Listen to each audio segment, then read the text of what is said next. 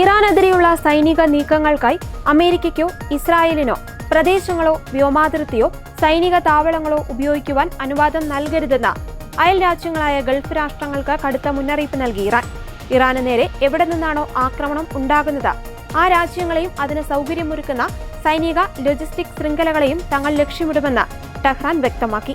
Kuwait, Bahrain തുടങ്ങിയ രാജ്യങ്ങളെ Iran വിദേശകാര്യ മന്ത്രാലയം പേരെടുത്ത് പരാമർശിച്ചു. ഈ രാജ്യങ്ങളുടെ അതിർത്തിക്കുള്ളിൽ നിന്ന് വിദേശ ശക്തികൾ ഇറാനെതിരെ ആക്രമണം നടത്തിയാൽ അതിന്റെ പൂർണ്ണ ഉത്തരവാദിത്തം അവിടുത്തെ ഭരണാധികാരികൾക്കായിരിക്കുമെന്നും ഇറാൻ വ്യക്തമാക്കിയിട്ടുണ്ട്. തർക്കത്തിലുള്ള ഗൾഫ് ജലാശയങ്ങളിലേക്കും ദ്വീപുകളിലേക്കും നിരീക്ഷണം നടത്തുവാനും സൈനിക ശേഷി പ്രകടിപ്പിക്കുവാനും US സൈനിക താവളങ്ങൾക്ക് അനുമതി നൽകിയതിനെതിരെ യുണൈറ്റഡ് അറബ് എമിറേറ്റ്സിനും ടെഹ്റാൻ മുന്നറിയിപ്പ് നൽകി.